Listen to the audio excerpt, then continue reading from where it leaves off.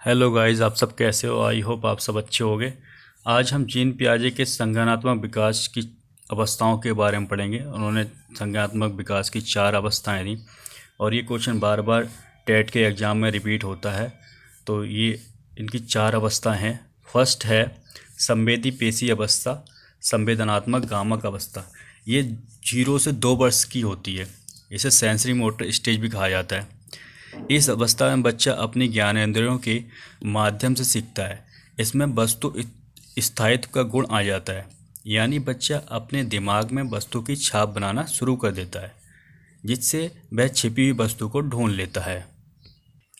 संवेदी पेशी अवस्था में निम्न चीज़ें आती हैं: अभिनय करना, संवेदनाएं, प्रतिवृत्ति क्रियाएं, दृष्टि से ओझल हो जाना, वस्तु स्थायित्व, मानसिक चित्रण, अनुकरण, स्मृति, चूसना, खिलौने तोड़ना, छिपी हुई वस्तुओं या चीज़ों को ढूंढना, खेलना। इस अवस्था को इंद्रियगामक अवस्था भी कहते हैं। तो ये जो ऑप्शन दिखे, इसमें से कोई भी अगर आपको दिखे तो उस पर टिक कर दें आपको। दूसरी अवस्था होती है पूर्व संक्रियात्मक अवस्था। ये 2 से 7 वर्ष के लिए होती है।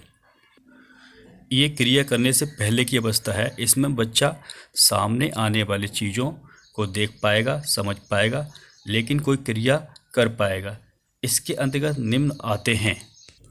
फर्स्ट है जीववाद, जब बच्चा सजीव और निर्जीव वस्तुओं में पहचान नहीं कर पाता। अहम केंद्रित, जब बच्चे ये सोचना शुरू कर देता है कि जो कर रहा है, सोच रहा है, ये सब ठीक है।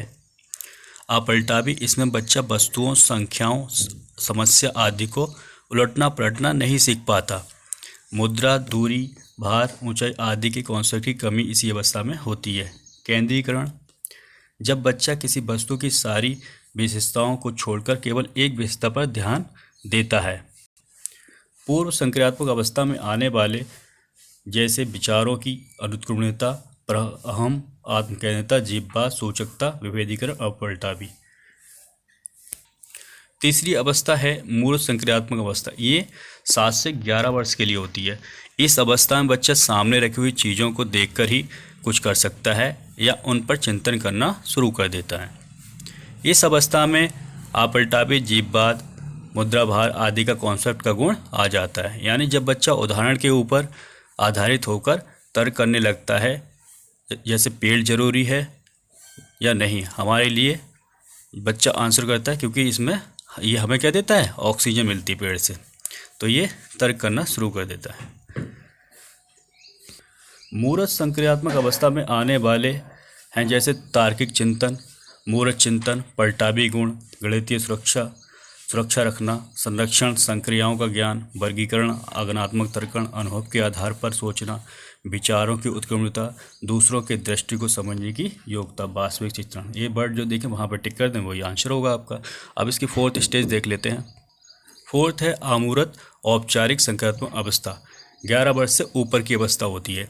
ये संज्ञान की सर्वोच्च अवस्था है। इसमें बच्चा अमूर्त चिंतन करने लगता है और चिंतन में परिपक्वता आ जाती है।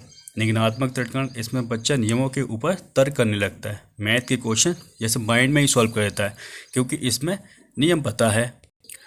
औपचारिक संज्ञानात्मक अवस्था के अंतर्गत अमूर्त चिंतन, कल्पना करना, संज्ञानात्मक विकास में प्रवृत्ता, निगमनात्मक तर्कण, विचारों के आधार पर सोचना। तो आज हमने जीन पियाजे की 4 जो अवस्थाएं हैं उनके बारे में पढ़ा और इसमें से हर बार क्वेश्चन आता ही है, तो इसे आप अच्छे से पढ़ लें। अगर आपको हमारी वीडियो अच्छी लगी हो तो लाइक करें, शेयर करें, कमेंट करें और हमारे चैनल को सब्सक्राइब करना ना भूलें। Thanks for watching.